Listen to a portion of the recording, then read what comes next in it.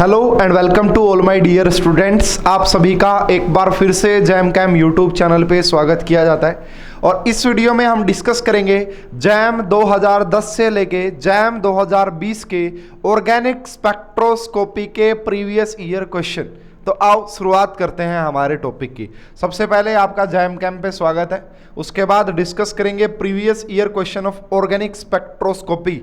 Organic spectroscopy हमारे syllabus में 3 लिखी गई हैं, एक एनएमआर स्पेक्ट्रा, एक एनएमआर में भी 1H एनएमआर यानी कि प्रोटॉन एनएमआर स्पेक्ट्रा हमें पढ़ना है, उसके बाद IR स्पेक्ट्रा पढ़ना है और यूवी स्पेक्ट्रा। लेकिन सबसे ज्यादा जो क्वेश्चन आते हैं वो आपका एनएमआर स्पेक्ट्रा से सबसे ज्यादा मेजॉरिटी 90% ही कह देता हूं। उसके बाद IR और उसके बाद यूवी तो ना के बराबर।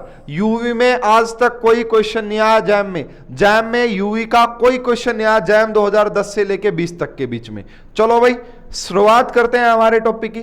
सबसे पहले इंफॉर्मेशन ये है आप सभी के लिए कि भाई चैप्टर वाइज PYQ के नाम से प्लेलिस्ट बनी हुई है ना। वहां पे आपको जैसे सॉलिड स्टेट के कंप्लीट हो चुके हैं, ऑर्गेनोमेटालिक, केमिकल काइनेटिक्स, मोल concept, atomic structure, pericyclic reaction, तो ये सब मैं आपको कंप्लीट करवा चुका हूं। तो इस प्लेलिस्ट को जरूर विजिट कीजिए, सारी वीडियो देखिए, मजा आ जाएगा आपको। उसके बाद अगर आप मुझसे रेगुलर पढ़ना चाहते हैं, मेरा कोर्स ज्वाइन करना चाहते हैं, तो आपको प्ले स्टोर से ऐप डाउनलोड करनी है। पढ़ रहे IIT जैम केमिस्ट्री के नाम से आपको ऐप मिल जाएगी। यहां पे फ्री और पेड दोनों ही कोर्स अवेलेबल हैं। उसके बाद अगर आप इस लेक्चर की PDF चाहते हैं तो वो आपको मिलेगी जैम कैम 2020 टेलीग्राम चैनल पे। और अगर आपको इन कोर्स के रिगार्डिंग, इस पढ़ रहे ऐप के रिगार्डिंग अगर कोई डाउट है, कोई क्वेश्चन है रिगार्डिंग टू कोर्स, तो आप इस नंबर पे कॉन्टैक्ट कर सकते हैं। अब शुरुआत करते हैं हमारे टॉपिक की। तो सबसे पहला जो क्वेश्चन वो जैम 2020 का। देखो भाई एक बात बताता हूं, मैंने जैसे इस ईयर में कर रहा हूं ना प्रीवियस ईयर क्वेश्चन, पिछले ईयर भी मैंने जो भी बच्चों ने जैम 2020 लिखना था तो उनके लिए मैंने प्रीवियस ईयर प्रोवाइड करवाए थे। तो वहां पे जैम 2018 में जो मैंने क्वेश्चन करवाया था बच्चों को, उसी क्वेश्चन के ऊपर जैम 2020 के दोनों क्वेश्चन उसी कंसेप्ट के ऊपर थे। तो जिस बच्चे ने भी वो वीडियो देखी होगी उस टाइम पे प्रीवियस ईयर की, तो इसका मतलब जैम के 4 नंबर पक्के, जैम के 4 नंबर। इसीलिए previous season very very important, उससे आपको कंसेप्ट पता लगते हैं कि कैसे कैसे क्वेश्चन पूछे जाते हैं। तो ये काफी इंपॉर्टेंट। बातें बहुत हो गई, अब काम की बात करते हैं। तो सबसे पहला क्वेश्चन है भाई ये जैम 2020 का MSQ टाइप का ये क्वेश्चन पूछा गया था। दोनों ही MSQ टाइप के क्वेश्चन थे। तो बोला गया the boron adducts which show 3 signal, है ना। सबसे पहली बात यह कि 3 सिग्नल की बात यहां पे की जा रही है इन 1H NMR spectra with intensity ratio 1:2:3। ये किसके अंदर पॉसिबल है? आ जाओ जी, तीनों बना लेते हैं, तीनों स्ट्रक्चर। सबसे पहला क्या कि ये बोरोन अडक्ट क्या होता है भाई? ये देखो, ये होता है कि नाइट्रोजन के पास लोन पेयर ऑफ इलेक्ट्रॉन होता है, ये अपना लोन पेयर इसको कोऑर्डिनेट कर देता है, तो ये बोरोन अडक्ट होता है। ठीक है, तो सबसे पहला पॉइंट बोला गया कि 3 सिग्नल होने चाहिए। ठीक है, ये CH3, ये CH3 और ये CH3। देखो जो नॉन केमिकली इक्विवेलेंट प्रोटॉन होते हैं वो अपना डिफरेंट सिग्नल देते हैं, यानी कि जो केमिकली अलग बिहेवियर शो कर रहे हैं वो डिफरेंट सिग्नल देते हैं। अब देखो अगर बात करेंगे इस क्वेश्चन में तो यहां पे आपको सिग्नल ही सिर्फ 2 मिल रहे हैं। एक सिग्नल, ये तीनों एक जैसे हैं, एक ही सिग्नल मिलेगा, और यहां से एक सिग्नल इनका मिलेगा, B बोल देता हूं मैं इसे मैं B बोल देता हूं। ये CH3 है यहां पे, इसे मैं B। तो ये देखो ये सारे CH3 एक जैसे हैं, इनके ऊपर सारे हाइड्रोजन एक जैसे हैं, तो यहां पे 2 सिग्नल। तो ऑप्शन हटा दो भाई एकदम से। क्यों? क्योंकि क्वेश्चन की कंडीशन है कि 3 सिग्नल हो, A नहीं होगा भाई। देखो सिग्नल से भी आप ये क्वेश्चन सोल्व कर सकते थे। दूसरे की बात कर लेते हैं भाई। दूसरे में अब क्या बोला गया है कि हमारे पास यहां पे देखिए कि बोरोन है, नाइट्रोजन ने अपना लोन पेयर डोनेट किया, यहां पे आ गया CH2 CH3, यहां पे भी आ गया CH2 CH3, यहां पे भी आ गया CH2 CH3। ठीक है, सेम यहां पे भी क्या आ गया CH2 CH3 CH2 CH3 CH2 CH3। यहां पे भी आपको कितने सिग्नल मिलने वाले हैं आइए देखते हैं। सबसे पहला देखो भाई, एक सिग्नल इसका मिलेगा A, इन सभी का एक सिग्नल मिलेगा आपको, क्योंकि केमिकली एनवायरनमेंट सेम है। दूसरा सिग्नल इसका मिलेगा 2। ये जो बी है ना, इसका मतलब इन सारे मिथा इनके ऊपर जो प्रोटॉन है उनका दूसरा सिग्नल 2। इसी प्रकार तीसरा सिग्नल इसका, अब बहुत सारे बच्चे कह सकते हैं सर ये और ये तो सेम है। अरे भाई बिल्कुल भी सेम नहीं है। यहां पे जो कार्बन है वो नाइट्रोजन से जुड़ा हुआ है और यहां पे कार्बन बोरोन से, तो तीसरा ये और फोर्थ ही। यहां पे 4 सिग्नल मिल रहे हैं। हटा दो ऑप्शन को, हमसे बोला गया कि 3 सिग्नल मिले। ए और बी तो होगा ही नहीं, ए और बी तो होगा ही नहीं। अब चलते हैं आगे, है ना। इसको मैं रफ नहीं करता, है ना, इसको मैं रफ नहीं करता क्योंकि ये पीडीएफ भी आपको देनी है। अब चलते हैं नेक्स्ट के ऊपर। तो नेक्स्ट के ऊपर चलने से पहले ये देख लेता हूं मैं, BH3 हो गया, यस बिल्कुल सही है। तो नेक्स्ट की अगर आप बात करोगे यहां पे, तो ये आपका आ गया यहां पे बोरोन, ये आपका यहां पे आ जाता है BH3। तो ये देखो B, यहां पे हाइड्रोजन, यहां पे हाइड्रोजन, यहां पे हाइड्रोजन, है ना। यहां पे नाइट्रोजन ने कोऑर्डिनेट किया, इसके ऊपर लगाया CH2 CH3, इसके ऊपर लगाया CH2 CH3, इसके ऊपर लगाया CH2 CH3। अब क्या 3 सिग्नल मिल रहे हैं? यस। कैसे? एक सिग्नल ये, एक सिग्नल इन सभी का, एक सिग्नल इन सभी का। इसका मतलब इसके अंदर 3 सिग्नल तो हैं। अब वो इंटेंसिटी का क्या मतलब था भाई? इंटेंसिटी रेशियो 1:2:3 होना चाहिए। इसका मतलब समझिए, इसका मतलब ये है कि देखो यहां पे अगर मैं ए टाइप के प्रोटॉन की बात करूं तो 6 है, 6 ए टाइप के प्रोटॉन है। बी टाइप के प्रोटॉन की बात करूंगा तो वो आपका कितने हैं? 9 है। देखो ये 3, ये 3, ये 3, एक ही तो सिग्नल देंगे। और जितने ज्यादा नंबर ऑफ प्रोटॉन्स होते हैं ना, उस पीक की इंटेंसिटी उतनी ज्यादा होती है, उस पीक की इंटेंसिटी उतनी ज्यादा होती है। और यहां पे सी वाले कितने? 3। सी वाले कितने? 3। इसका रेशो ले लो, इसका रेशो ले लो। क्या रेशो आएगा? 1:2:3। इसी को बोला जाता है इंटेंसिटी रेशो, इसी को बोला जाता है इंटेंसिटी रेशो, है ना। ये है इसका मतलब सी हमारा इस क्वेश्चन का करेक्ट आंसर होगा। लेकिन एमएसक्यू है तो डी को भी देख लेते हैं। तो डी में इस बार क्या किया? बिल्कुल सही है भाई, डी में भी क्या किया इस बार? डी में ये चेंज किया। अगर मैं यहां पे डी ऑप्शन लिखूं तो उन्होंने क्या किया कि अब बोरोन यहां पे लगाया CH2 CH3, है ना। यहां पे लगाया CH2 CH3, यहां पे लगाया CH2 CH3, ठीक है। यहां पे इसने इसको कोऑर्डिनेट किया, यहां पे हाइड्रोजन, यहां पे हाइड्रोजन और यहां पे भी हाइड्रोजन। अब देखना कैसे, एक इनका सिग्नल, एक इनका और एक इनका, इंटेंसिटी रेशो वही आएगा 1:2:3। जैसे इनकी बात करोगे तो 3 दे रहे हैं, उसके बाद इनकी बात करोगे तो 6 दे रहे हैं, उसके बाद ये 9। इसको सोल्व करोगे सिंपलेस्ट रेशो 1:2:3। इसका मतलब 3 सिग्नल है और रेशो भी सही है। इसका मतलब हमारे जो इस क्वेश्चन का करेक्ट आंसर होना था वो सी और डी दोनों होना था। बड़े बच्चों वाला क्वेश्चन है। और जिन्होंने भी जैम कैंप पे प्रीवियस ईयर की वीडियो देखी होगी, जैम 2020 देने से पहले, उनको पता लग जाएगा जब जैम 18 का क्वेश्चन करवाऊंगा तब, कि क्यों इतने इंपॉर्टेंट होते। समझ में आया सभी को? CD। नेक्स्ट क्वेश्चन की बात करते हैं। नेक्स्ट क्वेश्चन भी बिल्कुल सेम पैटर्न पे, नेक्स्ट क्वेश्चन भी। अब बच्चे बोल रहे भाई मैंने सुना कि एक सर भी कह रहे थे इस बार एमएसक्यू सबसे टफ थे। देख लो भाई कितना आसान एमएसक्यू है ना, कोई भी बच्चा निकाल देगा आराम से। The compounds which have only 2 signal in 1 HNMR spectrum in 3:2, है ना। 3:2 में 2 सिग्नल आने चाहिए। पहले तो ये बात देख लो भाई, किस किस के अंदर 2 सिग्नल। देखो भाई ये वाला प्रोटॉन, यहां पे जो हाइड्रोजन लगे वो 1 सिग्नल देंगे। उसके बाद ये वाला जो है आपका HB और HB दूसरा सिग्नल देगा, और ये जो आपका तीसरा सिग्नल देगा। इसका मतलब हटा दूं ना, हटा दूं इसको एकदम से? क्यों? 3 सिग्नल आ रहे हैं, 2 आने चाहिए भाई, बोला है हमें, ठीक हटा दिया। उसके बाद देखो 1 और 1 सिग्नल आ गया दोनों का। उसके बाद देखो ये A सिग्नल, यहां पे B, यहां पे C और यहां पे D, यहां पे D। 4 सिग्नल आ रहे हैं ABCD, हटा दो इसको भी, है ना। अब बात करते हैं जी इन दोनों की बात कर लेते। कैसे? एक इसका एक ही सिग्नल आएगा ए। यहां पे देखो 1 2, इसको अलग कलर से दिखा देता हूं अगर आपको हो तो, ठीक है। तो अलग कलर ये वाला ले लेते हैं। तो यहां पे देखो ये और ये जो हाइड्रोजन है ये B सिग्नल देंगे 1। इसका मतलब यहां पे क्या नजर आ रहा है कि देखो यहां पे CH3 है ना। अरे इसका मतलब क्या है, यहां पे CH3 ही तो है।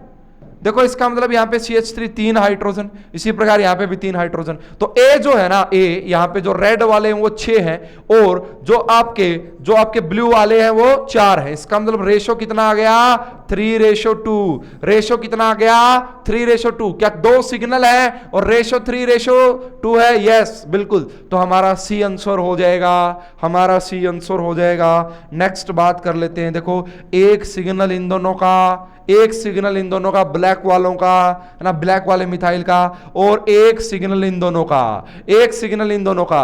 यहां पे ब्लैक वाले 6, ब्लैक वाले 6, 2 सिग्नल ही आएंगे यहां पे 1 2। देखो ये रहे hydrogen hydrogen hydrogen hydrogen hydrogen hydrogen, ठीक है। इसी प्रकार देखो ये हाइड्रोजन हाइड्रोजन, यहां पे भी हाइड्रोजन हाइड्रोजन। कोई भी बच्चा बता देगा ब्लैक वाले कितने 6, रेड वाले कितने 4, तो इसका रेशो भी कितना 3:2। क्या ये भी सही है? यस बिल्कुल सही है, एमएसक्यू थे दोनों ही।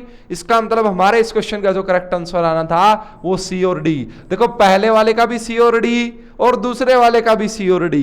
जैम 2020 में 2 क्वेश्चन, दोनों का आंसर सी डी और दोनों ही एक पैटर्न पे, और ये दोनों उठाए थे जैम 2018 से। कैसे मैं बता दूंगा।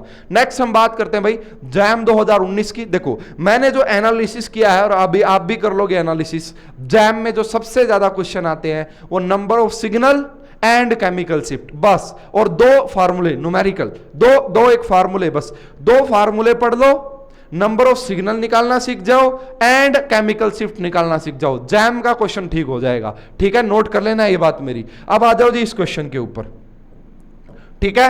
तो बोला गया यहां पे इन 1H NMR spectrum of the given, यहां पे आपको यहां पे 3 अलग अलग क्या दिए गए हैं, आपको 3 अलग अलग सिग्नल दिए गए हैं। इसको भाई मैं थोड़ा सा और जूम कर लेता हूं मेरे हिसाब से अब आपको, ताकि अच्छे से दिखे। तो इसकी मेन बात करनी है हमें, बाकी तो सब समझ में आ ही गया है, ताकि ये आपको जबरदस्त तरीके से दिखना चाहिए, ठीक है ना। तो यहां पे बात करेंगे अब आओ भाई। तो यहां पे देखो आपसे बोला गया है कि यहां पे एक प्रोटॉन X, एक प्रोटॉन Y और एक प्रोटॉन Z है। तो यहां पे केमिकल शिफ्ट क्या होती है भाई, जब भी आप NMR स्पेक्ट्रा का ग्राफ डिनोट करते हो तो वहां पे जो आपका एक रेफरेंस लेते हैं, जिसे हम TMS लेते हैं, उससे उसकी डिस्टेंस कितनी है, उस पीक की डिस्टेंस कितनी है, वो मापी जाती है केमिकल शिफ्ट से, वो मापी जाती है केमिकल शिफ्ट से। इसके निकालने के बड़े तरीके होते हैं और कुछ मेथड भी होता है भाई, आपको कंप्लीट कोर्स में वो पढ़ाई जाती है सारी चीजें, यहाँ पे नहीं बताई जा सकती इतने कम टाइम में, एक पूरा लेक्चर बनता है उसके ऊपर। देखो भाई सबसे पहले ये वाला जो मेरा प्रोटॉन है, अगर मैं बात करूं कि ये वाला जो मेरा प्रोटॉन है ये प्राइमरी प्रोटॉन है, प्राइमरी। ये वाला जो है इसको मैं लाइक दैट सेकेंडरी टाइप का बोल सकता हूं, ठीक है। और ये मेरा कार्बन कार्बन ट्रिपल बॉन्ड से जुड़ा हुआ है। तो भाई जो आपके CH3 इस टाइप का जो प्रोटॉन होता है ना, CH3 प्रोटॉन जो होता है, वो जो आपका है ना, ये वाला जो है आपका, इसकी जो ppm की वैल्यू होती है, वो आपकी जो केमिकल शिफ्ट की वैल्यू होती है वो नियर अबाउट 0.9 ppm होती है, जो आपका प्राइमरी प्रोटॉन होते हैं। इनको हम प्राइमरी प्रोटॉन बोलेंगे क्योंकि ऐसे कार्बन के साथ जुड़े हुए हैं, तो ये प्राइमरी प्रोटॉन है, इनकी वैल्यू इसके करीब होती है। अब उसके बाद हमारे पास एक डीसिल्डेड ग्रुप होता है, उसके बाद हमारे पास डीसिल्डेड ग्रुप होता है। तो 4 कैटेगरी में डीसिल्डेड ग्रुप होते हैं। तो एक ऐसे डीसिल्डेड, देखो डीसिल्डेड ग्रुप क्या होते हैं भाई, देखो ये पूरा है ना आपको डिटेल में, लेकिन आइडिया लग जाएगा थोड़ा सा। एक होते हैं भाई कार्बन के कंपाउंड, एक नाइट्रोजन, एक ऑक्सीजन और एक हैलोजन्स होते हैं स्पेशली। तो ये है ना, ये क्या करते हैं, जो कार्बन के कंपाउंड होते हैं, जैसे कार्बन कार्बन डबल बॉन्ड है ना, जैसे C डबल बॉन्ड O हो गया, C डबल बॉन्ड OH, ये इसकी केमिकल शिफ्ट की वैल्यू को 1 से इंक्रीज करते हैं। ये कितने से, नाइट्रोजन वाले 1.5 से, इसी में आपका बेंजीन भी आता है ना, ये कितने से इंक्रीज करते हैं, ये जो इंक्रीज करते हैं आपका वो लगभग 2 से इंक्रीज करते हैं, और ये जो इंक्रीज करते हैं वो लगभग 2.5 से केमिकल शिफ्ट की वैल्यू को इंक्रीज कर देते हैं।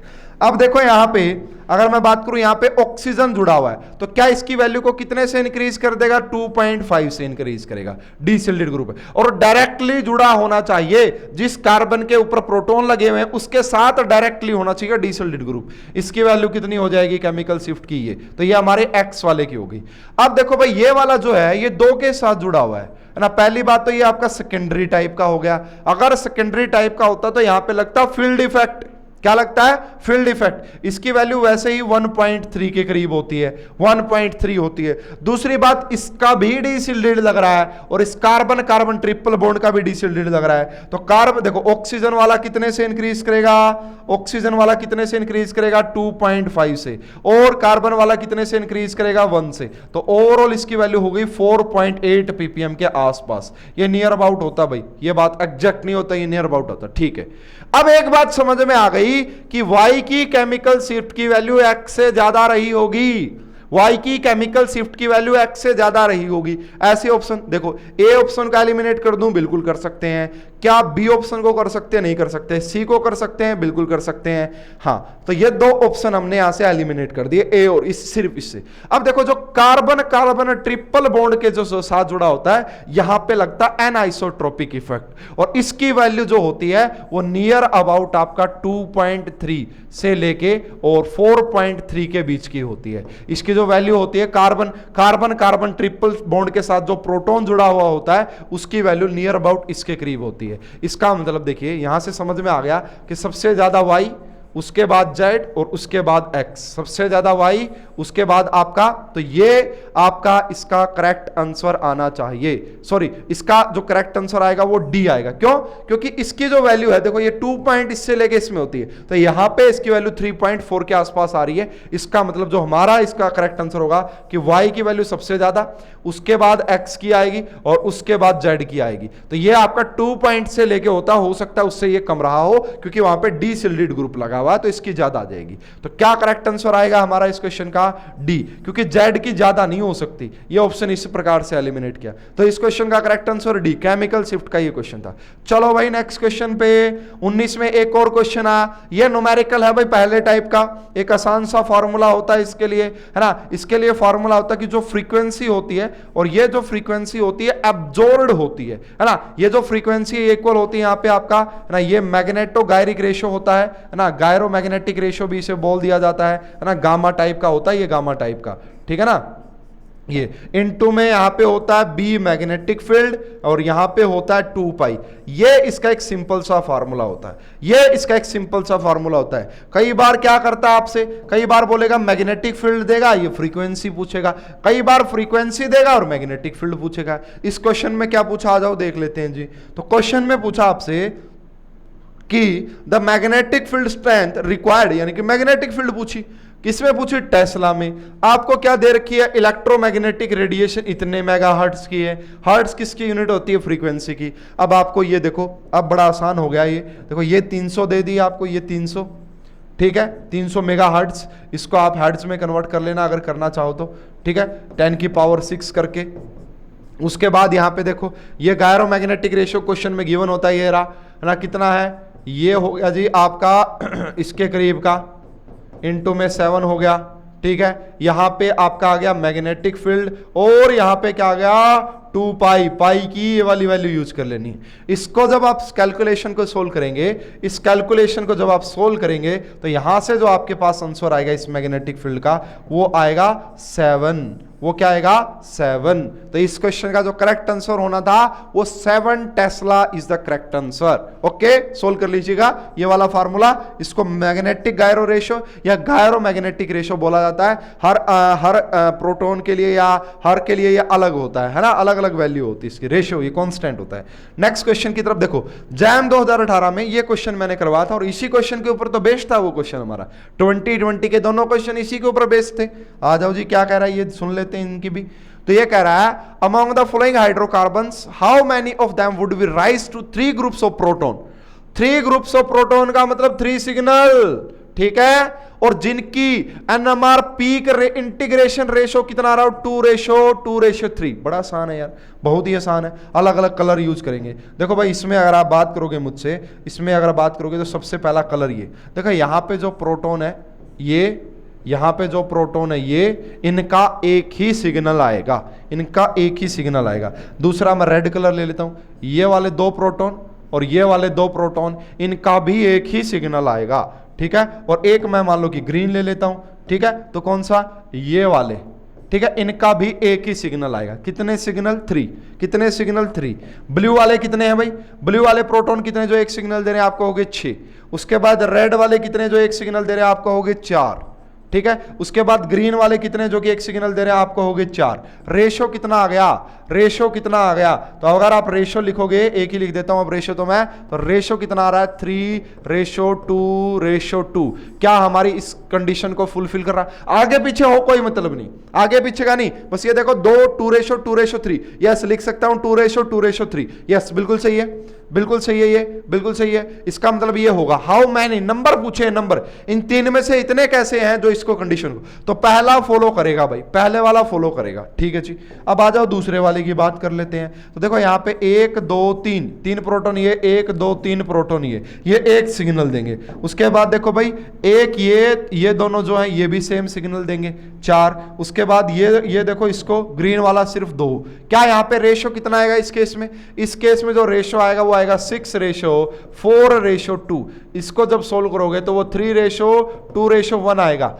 क्या वो 2:3 में आ रहा है? नहीं, ये नहीं होगा, इसका मतलब ये नहीं होगा हमारा। ठीक है जी, ये भी नहीं होगा। नेक्स्ट की बात कर लेते हैं, नेक्स्ट की तो बात कर ही सकते हैं, बिल्कुल कर सकते हैं। तो देखो ये 3 प्रोटॉन एक सिग्नल, इसी प्रकार ये 3 प्रोटॉन एक सिग्नल देंगे।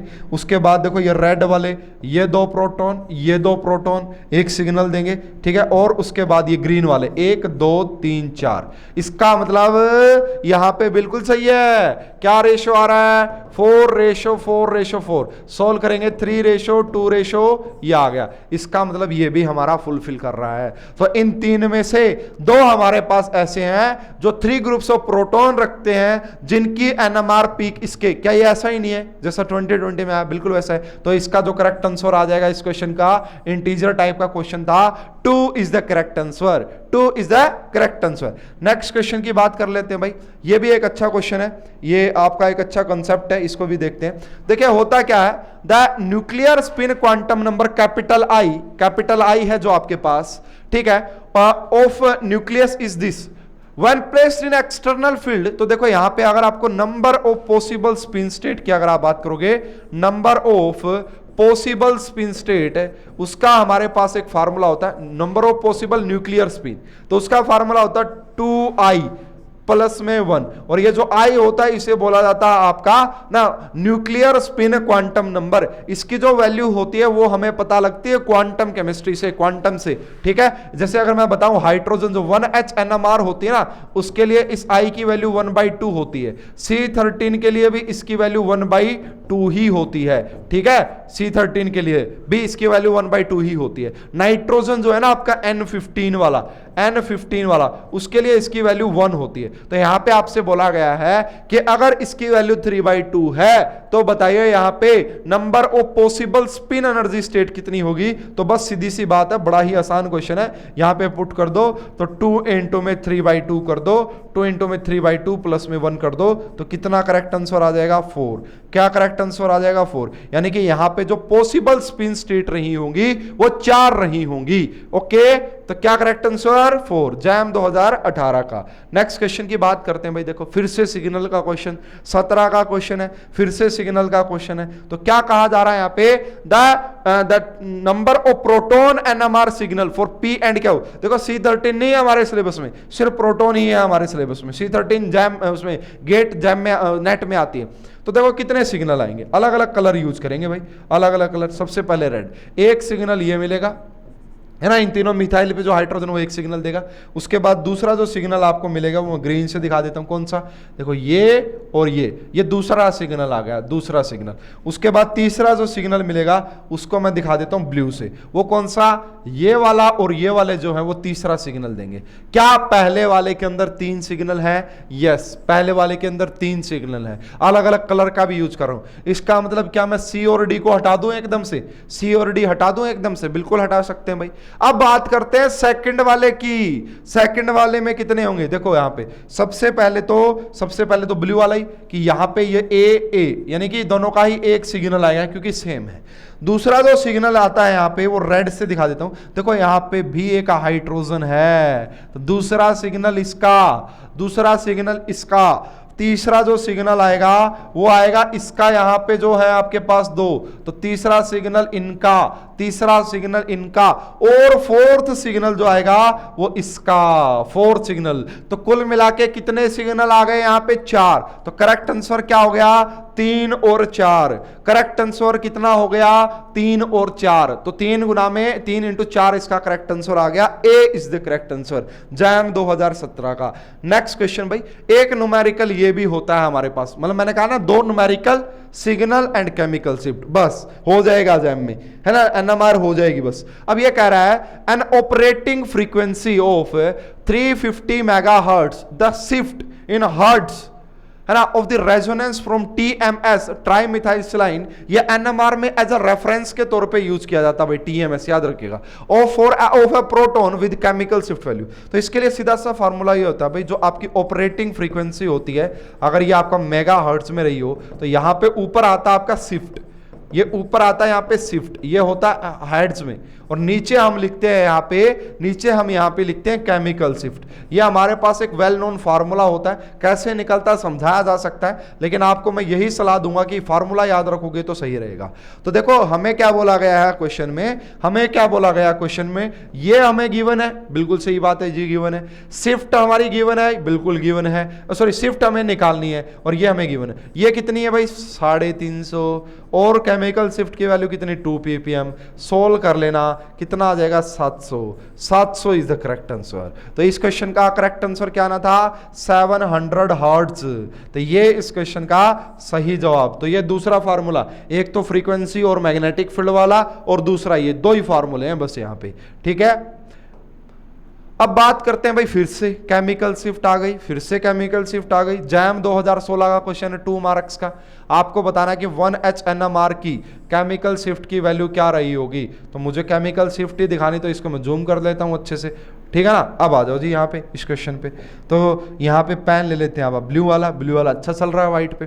तो यहाँ पे आपको 4 प्रोटॉन दिखाए गए हैं, मतलब मिथाइल है, उनके ऊपर प्रोटॉन लगे होंगे। 1H NMR की बात कर रहे हैं, उनकी केमिकल शिफ्ट की वैल्यू।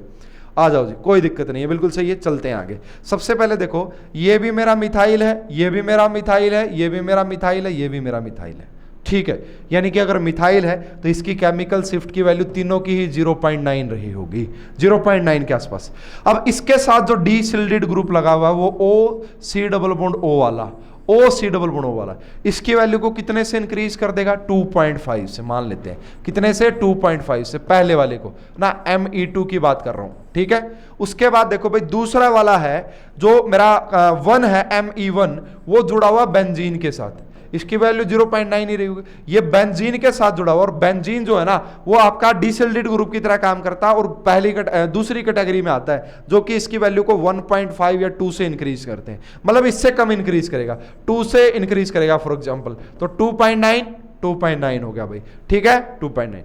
तीसरा जो है ना किसी से नहीं जुड़ा हुआ, क्योंकि अगर ये डायरेक्टली जुड़ा होता ना बेंजीन से तो मैं इसको डिसल्डेड ग्रुप बोलता। तो ये किसी से नहीं जुड़ा हुआ, इसकी केमिकल शिफ्ट की वैल्यू 0.9 ही रहेगी, इसके साथ कोई डिसल्डेड ग्रुप नहीं है। उसके बाद जो ये Me है, इसकी केमिकल शिफ्ट की वैल्यू 0.9 थी, और ये कार्बन कार्बन डबल बॉन्ड के साथ लगाओ जो कि फर्स्ट कैटेगरी का एक का, वो इसकी वैल्यू को 1 से इंक्रीज करता है, 1.9। अब मेरे हिसाब से कुछ बचा नहीं है, Me2 सबसे ज्यादा, Me2 की सबसे ज्यादा हो जाएगी केमिकल शिफ्ट की वैल्यू, उसके बाद हो जाएगी Me1 की, उसके बाद हो जाएगी Me1 की, उसके बाद हो जाएगी आपका M3 की सबसे कम होगी बस। तो इसलिए B is the correct answer, इसीलिए B is the correct answer. आ गया समझ में? आ गया समझ में सभी को? आ गया होगा भाई। चलो नेक्स्ट क्वेश्चन की तरफ बढ़ते हैं। फिर से केमिकल शिफ्ट का क्वेश्चन है ना, फिर से केमिकल शिफ्ट, जैम 2015, जैम 2015 पहली बार ऑनलाइन एग्जाम हुआ था जैम का उस टाइम पे। The correct order of 1H NMR chemical shift indicated hydrogen. देखो ये वाला जो हाइड्रोजन है ना वो कार्बन कार्बन डबल बॉन्ड से जुड़ा हुआ, ओके।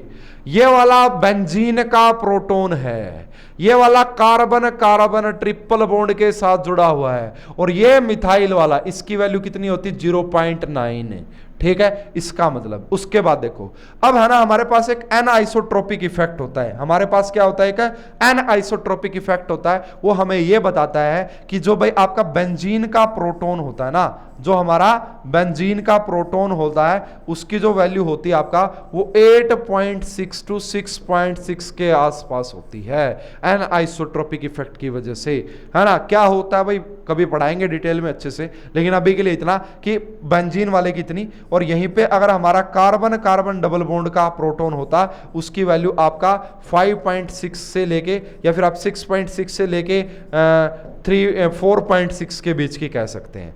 और जो कार्बन कार्बन ट्रिपल बॉन्ड का जो प्रोटॉन होता है ये आपका, ये दोनों ना डिसिल्डेड रीजन में आते हैं। एन आइसोट्रोपिक इफेक्ट में ऐसे होता भाई आपका, ठीक है, जो इस रीजन के अंदर आ जाता है, इस कोन के अंदर आ जाता है, वो आपका सिल्डेड रीजन में आ जाता है, और जो बाहर होता है वो डिसिल्डेड में। तो इसका भी बाहर होता है, इसका भी बाहर होता है, लेकिन इसके केस में जो एन आइसोट्रोपिक इफेक्ट आता है वो इसके अंदर आ जाता है, इसलिए इसकी जो वैल्यू मैंने बताया था कि वो कम होती है, वो आपका 2.3 से लेके और 4.3 के बीच में होती है, 2.3 से 4.3 के बीच में होती है। तो सबसे ज्यादा किसकी, सबसे ज्यादा इस बेंजीन वाले की, सेकंड वाले की, उसके बाद किसकी, फर्स्ट वाले की, है ना, उसके बाद किसकी, फर्स्ट वाले की। तो सबसे ज्यादा फर्स्ट, उसके बाद थर्ड, उसके बाद, तो इसका भी करेक्ट आंसर क्या आ जाएगा, इसका भी करेक्ट आंसर क्या आ जाएगा, B is the correct answer.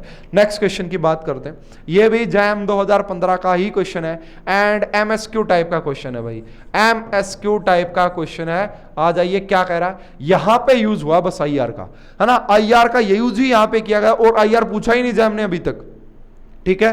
तो which of the following compounds shows only two signal of 1H NMR and strong IR band at 1690 centimetre inverse. IR spectra आ गया यहाँ पे, पहले सिग्नल से निकाल लेते हैं, सिग्नल से एलिमिनेट कर लेते हैं, कौन कौन एलिमिनेट हो रहे हैं। देखो भाई, पहली बात अगर करोगे, ये वाला प्रोटॉन और ये वाला प्रोटॉन एक ही सिग्नल देंगे, ये वाला हाइड्रोजन, ये वाला हाइड्रोजन, ये वाला हाइड्रोजन, ये वाला हाइड्रोजन, एक ही, दो सिग्नल आ रहे हैं यहाँ पे। इसका मतलब अगर दो सिग्नल आ रहे हैं तो ये आंसर हो सकता है, हो सकता है। अभी आईआर को भी मैच करना पड़ेगा।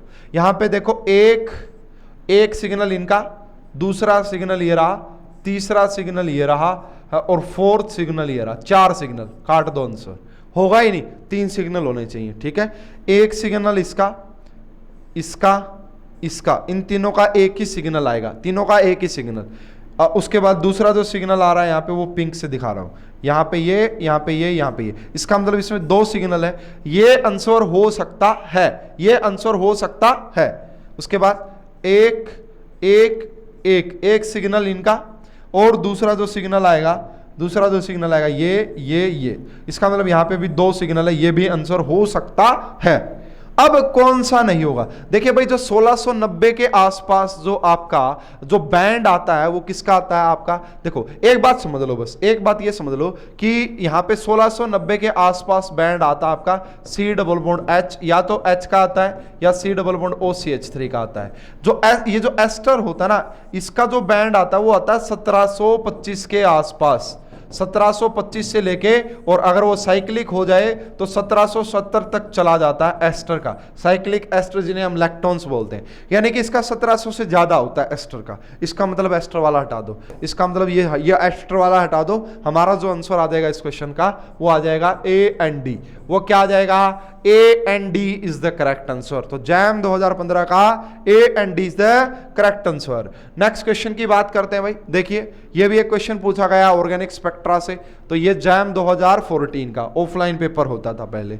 The carbon oxygen bond in the organic compound absorbs electromagnetic radiation of frequency this. भाई हमारे पास क्या है कि कोई कार्बन और ऑक्सीजन का बॉन्ड है ना, हमारे पास कोई कार्बन और ऑक्सीजन का बॉन्ड है, इसके ऊपर हमने इलेक्ट्रोमैग्नेटिक रेडिएशन गिराई, और इस बॉन्ड ने इतनी फ्रीक्वेंसी की जो इतनी फ्रीक्वेंसी की वेव थी उसको एब्जॉर्ब किया। तो बताइए this frequency corresponding to this region. एक बात आप समझ लें भाई, ऑर्गेनिक केमिस्ट्री में जो आपसे क्वेश्चन बनते हैं ना आईआर के, वो यही है, CO स्ट्रेचिंग के ऊपर पूछे जाते हैं, CO स्ट्रेचिंग फ्रीक्वेंसी के ऊपर। अब देखो यार, यहाँ पे NMR का क्या काम हुआ, NMR का तो यहाँ पे काम हो ही नहीं सकता, और NMR में कौन सी वेव यूज होती है, रेडियो वेव, ठीक है। UV का भी यहाँ पे कोई काम नहीं होता, UV का काम होता है इलेक्ट्रॉनिक ट्रांजिशन का, विजिबल UV एक ही बात है, माइक्रोवेव में अलग होता है ट्रांसलेशनल, वो भी नहीं होगा। तो इसका आंसर आएगा इंफ्रारेड ए। अब दूसरी बात है भाई, बहुत सारे बच्चे देखो, कुछ आइडिया तो ये है भाई, अगर आप विदाउट टेबल आइडिया लगाना चाहते हैं तो ये आइडिया है, फिर भी मैं आपको टेबल दिखा देता हूं। वैल्यू देख लो ध्यान से, 6 इंटू में 10 की पावर 13। तो देख लो ये मेरे पास एक टेबल है, ठीक है, ये मेरे पास एक टेबल है, आपको दिखाई दे रही होगी। और यहाँ पे अगर आप IR का डाटा देखेंगे, IR का है ना, यहाँ पे इंफ्रारेड का अगर आप देखेंगे तो ये वैल्यू होती है आपका 10 की पावर, है ना, देखो ये होती है आपका 3 इंटू में 10 की पावर 11 टू 14, इसका मतलब 3 की पावर, है ना, यहाँ पे क्या रहा हमारा 3 की पावर 13 आ रहा है, इसका मतलब वो यहीं पे रहा होगा। इससे भी ये बात प्रूव हो रही है, इससे भी ये बात प्रूव हो रही है। तो ये जैम 2014 का क्वेश्चन था। उसके बाद आगे भाई एक और क्वेश्चन पूछा जैम 2014 में ही, वो क्या था, आपको बोला गया है यहाँ पे, आपको बोला गया how many 1H NMR signals are expected for 2 chlorobut 2 ene. But का मतलब 1 2 3 4 कार्बन, 2 ब्यूट का मतलब यहां पे लगाओ, इसके ऊपर लगाओ दूसरी पोजीशन पे, यहां पे फर्स्ट, यहां पे सेकंड, यहां पे थर्ड, यहां पे फोर्थ, इसके ऊपर लगाओ क्लोरो। बोल रहा कि इसके अंदर कितने सिग्नल होंगे। तो देखो यार बड़ा आसान है इसके अंदर सिग्नल बताना। तो देखो इसके ऊपर हाइड्रोजन हाइड्रोजन हाइड्रोजन, ये एक सिग्नल देंगे, फर्स्ट सिग्नल। दूसरा जो सिग्नल आएगा इसके ऊपर चलेगा आपका जो है ये वाला, ठीक है। दूसरा सिग्नल आएगा इसके ऊपर, जो इसके ऊपर तो हाइड्रोजन है ही नहीं, सॉरी, इसके ऊपर तो कोई हाइड्रोजन है ही नहीं। दूसरा सिग्नल आएगा इसके ऊपर वाला हाइड्रोजन, ठीक है, ये दूसरा सिग्नल। उसके बाद जो तीसरा सिग्नल हमारा आ जाएगा वो मैं ले लेता हूँ किससे, इससे ले लेता हूँ। तो तीसरा सिग्नल ये वाला हाइड्रोजन, ये वाला हाइड्रोजन, ये वाला हाइड्रोजन। तो कितने सिग्नल आ जाएंगे, कितने सिग्नल आ जाएंगे, 3 सिग्नल आ जाएंगे। 3 इज द करेक्ट आंसर। चलो भाई नेक्स्ट क्वेश्चन की बात करते हैं। नेक्स्ट क्वेश्चन है जैम 2013 का, इंपॉर्टेंट अच्छा क्वेश्चन है। जैम रिपीट कर सकता है इसको, जैम इसको रिपीट कर सकता है। 21 वाले बच्चे याद रखें, द नंबर ऑफ पीक्स और signal in 1H NMR of NN dimethyl formamide DMF, किसकी बात की जा रही है, DMF की बात की जा रही है। ये एक काफी अच्छा, आप सभी को पता होगा कि DMF का केमिस्ट्री में जबरदस्त यूज होता है। तो ये क्या होता है, डाइमिथाइल फॉर्मामाइड। तो देखो भाई डाइमिथाइल फॉर्मामाइड की अगर बात करोगे तो यहाँ पे ये नाइट्रोजन, यहाँ पे भी लगा दिया CH3, यहाँ पे भी लगा दिया CH3, ठीक है, और यहाँ पे जो हमने लगाया वो लगाया C डबल बॉन्ड O, और यहाँ पे हमने लगाया ये वाला, इसको बोला जाता है डाइमिथाइल, है ना, NN डाइमिथाइल फॉर्मामाइड, यानी कि फॉर्मल्डिहाइड से जो फॉर्मामाइड बना दिया। अब देखो यार इसमें पूछा कि कितनी पीक आएंगे, नॉर्मल बच्चा क्या कहेगा, है ना, नॉर्मल बच्चा क्या कहेगा, नॉर्मल बच्चा कहेगा कि एक पीक इसकी और एक पीक इन दोनों की, कि 2 आंसर, 2 आंसर लिखते ही गलत हो गया, 2 आंसर लिखते ही गलत हो गया। इसका करेक्ट आंसर आएगा 3। कैसे आ गया भाई, जिन भी बच्चों ने पढ़ रहे पे, है ना, स्टीरियो केमिस्ट्री पढ़ी होगी फ्री कोर्स में और पेड में, दोनों में, उनको पता है कैसे आ गया। देखो वहां पे मैंने एक ज्योमेट्रिकल आइसोमरी में मैंने टाइप पढ़ाया था, इसके पास लोन पेयर ऑफ इलेक्ट्रॉन है, ये यहाँ पे डोनेट करेगा C डबल बॉन्ड O, क्या बनेगा यहाँ से देखना, यहाँ पे O नेगेटिव, यहाँ पे H, यहाँ पे डबल बॉन्ड, यहाँ पे N, यहाँ पे आ गया CH3 और यहाँ पे भी आ गया CH3। अब ये ज्योमेट्रिकल आइसोमर शो करेगा, इसका मतलब ना, ज्योमेट्रिकल तो नहीं करेगा, ज्योमेट्रिकल तो नहीं कहेंगे, इसका मतलब इस CH3, है ना, ये जो CH3 और ये जो दोनों CH3 है ना, अब इनका बिहेवियर सेम नहीं है ना। क्यों, यहां पे भाई देखो इस मिथाइल के सामने हाइड्रोजन है, इस मिथाइल के सामने ऑक्सीजन है, इसका मतलब दोनों का बिहेवियर अलग होगा। तो पहला सिग्नल यहां से मिलेगा, दूसरा सिग्नल यहां से मिलेगा और तीसरा सिग्नल यहां से मिलेगा। तो कुल मिला के कितने सिग्नल मिलेंगे, 3 सिग्नल मिलेंगे। कुल मिला के कितने सिग्नल मिलेंगे, 3 सिग्नल मिलेंगे, है ना। तो ये तो हुए भाई हमारे, क्योंकि 11-12 में कोई खास क्वेश्चन आए नहीं NMR के, तो जैम के कंप्लीट हुए। एक क्वेश्चन मैं आपको करवाता हूं मेरी तरफ से, जो कि ट्रिकी क्वेश्चन होता है, मोस्ट एक्सपेक्टेड क्वेश्चन होता है जैम पॉइंट ऑफ व्यू से।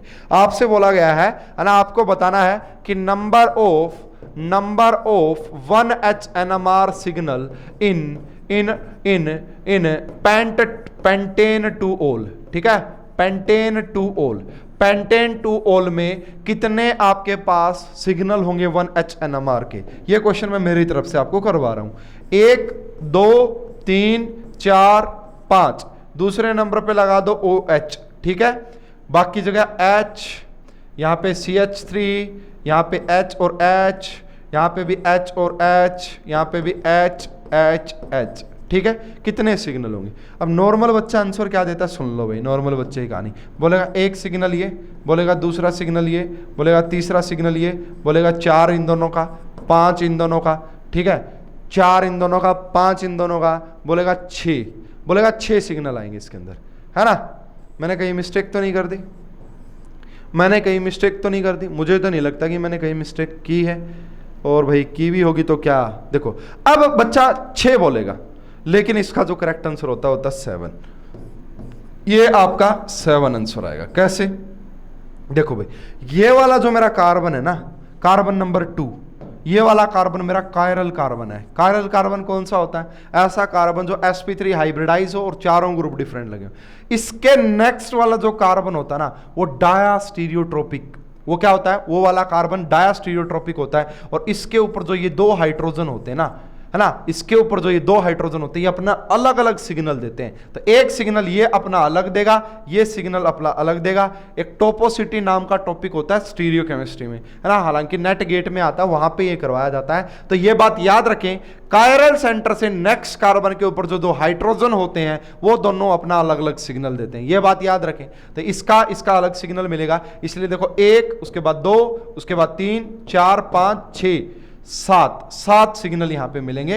तो ये थी जी हमारी बहुत ही बेहतरीन क्लास। मुझे लगता है कि आपकी फर्स्ट फीलिंग ये होगी कि मजा आ गया, ठीक है, मजा आ गया, ये फीलिंग होनी चाहिए भाई। अगर ये फीलिंग है ना, तो इस वीडियो के लाइक का टारगेट, पिछली वीडियो का टारगेट 200 था, है ना, इसका थोड़ा सा नंबर इंक्रीज कर देते हैं। तो इस वीडियो का लाइक टारगेट है 250 लाइक टारगेट है। और दूसरी बात, ये कमेंट मुझे दिखना चाहिए यार वीडियो में, है ना, ये कमेंट मुझे दिखना चाहिए वीडियो में कि मजा आ गया। और शेयर तो आप करोगे ही करोगे, क्योंकि इतने मेहनत मैं आपके लिए कर रहा हूं। और अगर आप चाहते हो कि मैं और भी जबरदस्त कंटेंट दूं आपको, तो शेयर करना बनता है। अभी के लिए इतना ही। आप सभी बच्चों का बहुत बहुत धन्यवाद। Thank you.